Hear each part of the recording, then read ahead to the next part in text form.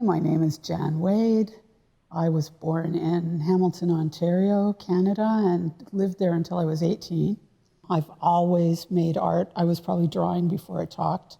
I never remember not making things like drawing or something. And I was always curious about things, very curious about things. I've always been interested in learning, and I've always read voraciously. So I think as an artist, that's it. You just take it in and you take things in and you take things in. And then at a certain point, something else starts to bubble in your head and in your imagination and turn into something else that's sort of specifically, in a way, yours.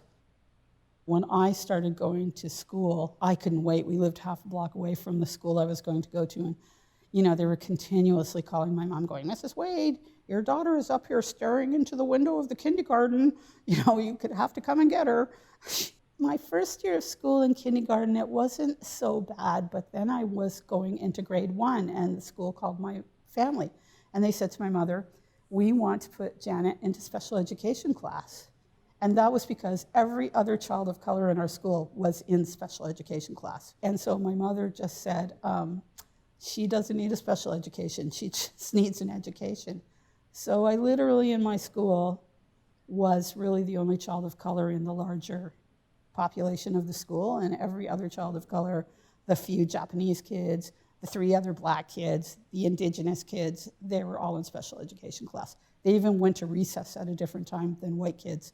So as far as the educational system, it was probably in Canada said that we didn't have a segregated system, but that wasn't true. In grade 3, I had a fantastic teacher. I guess they just started realizing, well, kids of color are going to be in the larger population of the school, so we have to get teachers that aren't completely racist, So sort of went into a system like that. I heard about this school when I was probably in about grade 5, and I had an art teacher who thought I was talented then, and he said, "Well, there is a comprehensive arts high school you can apply to go to, and it's for kids from Hamilton and surrounding area." And so I decided I wanted to apply to go there, and it was way across the city from where I lived. It was specifically for kids who had an interest in some kind of career in the arts. And the whole top of the floor of the high school was the art school, and we had about 9 teachers. And they had better equipment at that high school than they had at OCAD it wasn't called OCAD, OCA, when I started going there when I was 18 and moved to Toronto. OCA was a really interesting school at the time. It really did look like an art school. Like now you go there and it looks like a hospital, like it's kind of spotless. But there it was messy, there was paint all over the walls, there were paintings and sculptures out in the hallway. I mean, it was a pretty interesting school, but then again, I was the only black student there. And that was difficult. Well, that was difficult, but, I'd already dealt with racism my whole life since then. So really the thing that was hardest for me to deal with at OCAD, or OCA at the time, was misogyny, because it was kind of right in the middle of the so-called sexual revolution, and shenanigans were going on and stuff was going on.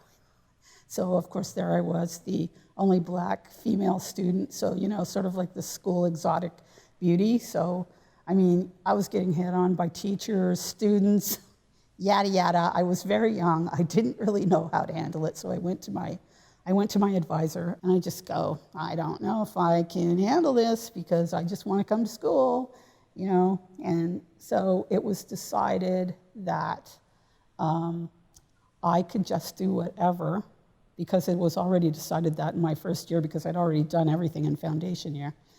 So by the time I graduated from OCAD, I already had a piece of work in a big show, a big craft show that was happening at the Art Gallery of London, Ontario.